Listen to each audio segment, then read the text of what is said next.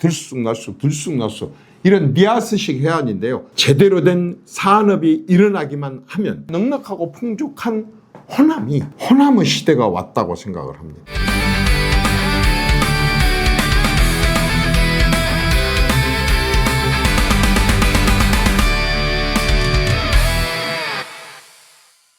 여러분 안녕하십니까. 제가 호남 얘기를 이제 처음 시작을 해서 앞으로 얼마나 할지는 모르겠지만 여러분들과 함께 호남의 현안, 또 호남의 문제점들, 호남의 또 희망, 호남을 어떻게 변화시키고 발전시킬 수 있느냐에 대해서 저와 여러분들이 많은 대화하는 기회를 가졌으면 좋겠습니다. 저는 이제 안 믿겠지만 호남의 시대가 왔다고 생각을 합니다.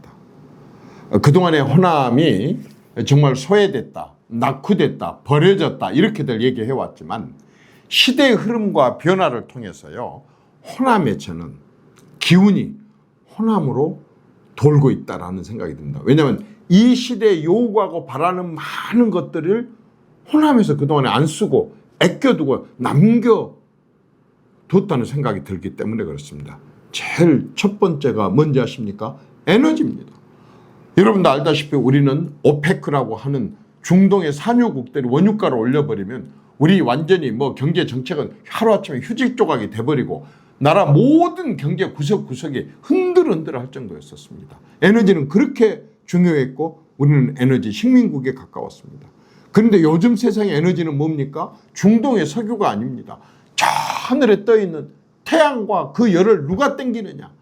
바다와 그리고 육상에 흐르는 저 바람을 누가 땡겨서 이걸 에너지로 만드느냐라고 하는 에너지의 기술, 그리고 에너지의 전문가와 기술자가 그게 바로 유전이고 그게 바로 에너지인 겁니다. 그런 점에 있어서 호남은 한전을 포함한 한전 산하에 6개, 7개 되는 유관기관들이 전부 전라남도 나주에 다 와서 에너지를 다루는 행정기관이 그쪽에 다 있습니다. 전 세계에서 우리나라는 말할 것도 없고 전 세계에서 하나밖에 없는 에너지의 최고 전문가들이 모여준 에너지 대학교가 나주에 건립돼서 있습니다. 그것뿐이겠습니까? 저기 신안에서부터 해남 거쳐서 부안 거쳐가지고 군산에까지요. 이 해상 바다, 말하자면 해상 풍력에 그 기기를 설치할 수 있을 만큼 떨어진 그 바다의 깊이가 15m에서 20m입니다. 우리나라에 다른 데 그런 데가 있습니까? 강원도라든가 그 밖에 다른데 150m, 200m 되는 바다에다 갖다 어떻게 축을 꼽아서 그걸 많이 돌릴 수가 있겠습니까? 이 일을 할 수 있는 건 전라남도, 전라북도밖에 없습니다. 그런데 이러한 해상 풍력을 통해서 탄소가 제로에 가까운 신재생 에너지를 생산을 하는 그 에너지로 생산을 해야지 물건을 외국에 수출하고 팔 수 있고 관세 장벽에 걸리지 않는다고 하는데 그 에너지를 집중적으로 생산할 수 있는 해상 풍력, 저기 뭡니까?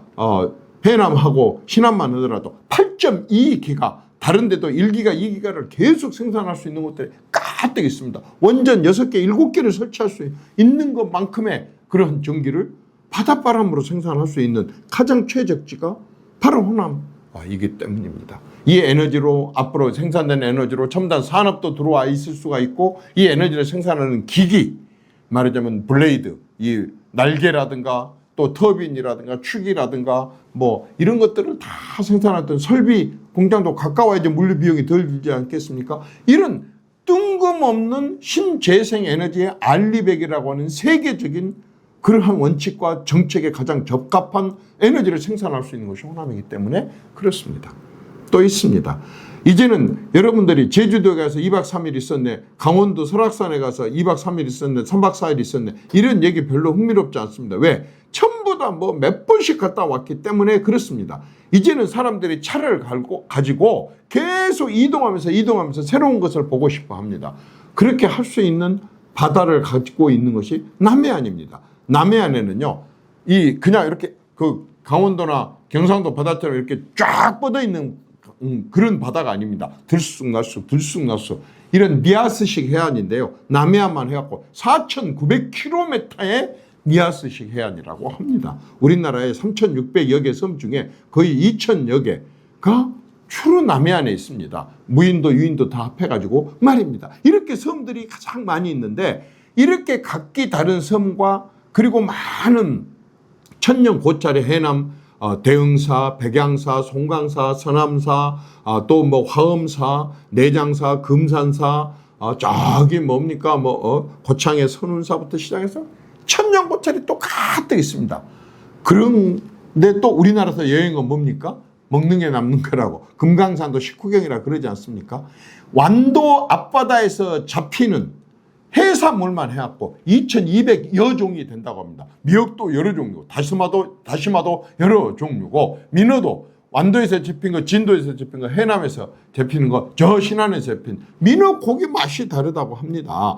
이렇게 평평한 데가 많다 보니까 내가 많아서 민물고기, 내에서 잡히는 민물고기, 강에서 잡히는 민물고기, 뻘에서, 다른 데는 뻘이 있습니까? 뻘이 없습니다. 뻘에서 잡히는 민물고기, 또 그리고 얕은 바다, 깊은 바다까지 그냥 들판도 넓어서 많이 생산되는데 밭이 또 굉장히 많습니다. 야산이 많습니다. 깊은 산이 많습니다. 거기서 말하자면 채취되는 그러한 여러 가지 채소류라든가 또는 버섯류라든가 나물류가 다릅니다. 그러니 굉장히 먹는 것도 풍족합니다. 한마디로 말해서 풍광도 아름답고 먹는 음식도 아름답고 그리고 인심도 좋다 보니까 사실 이제 요즘 세상에 맞는 그런 관광 기류로서는 트렌드로서는 아주 앞으로 이쪽이 발전할 수 있고 이제는 SOC 투자가 이렇게 육지에 많이 투자되다 보니까 이제는 해상에 투자를 하게 돼 있는데 해양 과학이나 해양 산업이나 해양 관광의 최적지가 이런 남해안보다 더한 데가 있습니까? 여러분들이 아무리 첨단 과학이 발전하고 4차 산업혁명이 발전해도 새끼 밥은 먹어야 됩니다. 과학자도 대통령도 재벌도 일반 가정에도 새끼 밥을 먹어야 되는데 농도, 바로 이런 것들에 대한 농산물, 수산물, 축산물, 임산물, 심지어는 약초까지 모든 게 풍부하게 생산된 곳이 남도입니다. 이제는 이러한 것들이 넉넉하고 풍족한 호남이 제대로 된 산업이 일어나기만 하면 제대로 된 재교육과 평생교육과 전문교육이 이루어져서 전문가들과 숙련공을 제대로 양성해내기만 하면 지금 공사 중에 있는 몇 가지 SOC 사업, 철도라든가 공항이라든가 고속도로라든가 또 이런 몇 가지 그 지류로 연결되는 이런 도로들만 완성된다고 한다면 광주의 비엔날레와 그리고 또 광주에 있는 아시아문화중심전당과 함께 문화산업 또한 엄청 발전할 수가 있습니다. 한번 생각해 보십시오. 농도인 전라도의 농소축 임업에 아까처럼 약초, 그 다음에 아까처럼 이렇게 문화산업, 그리고 에너지산업, 해양관광산업, 해양산업 이런 부분들이 동시에 발전을 하게 된다고 한다면 호남은 절대 발전할 수밖에 없습니다. 누가 해야 됩니까? 일단 지역민들이 간절하게 바라야 되고 이러한 간절함을 대신 심부름한 사람이 누굽니까? 정치인들입니다. 국회의원들이 똑바로 활동을 하고 국회의원들이 제대로 일을 하고 국회의원들이 지역의 이런 사업들을 이렇게 민주당이 집권하고 있을 때 심지어는 보수당이 집권하고 있을 때도 간절하게 그 당위성을 얘기하고 열심히 하게 되면 예산의 물꼬를 돌릴 수가 있고 그렇게 되면 지역은 발전할 수 있는 것입니다. 저는 호남, 이제 호남의 시대가 다가오고 있고 국군이 호남으로 돌고 있고 국가의 기운이 호남으로 돌고 있다. 이런 기회를 놓치면 바보다. 이런 기회치를 살리면 그게 현명한 사람들이다. 이제 호남 문제를 이렇게 한번 접근하고 풀어보자는 얘기들을 이 방송을 통해서 앞으로 줄곧 내내 여러분들과 함께 해보고 싶습니다.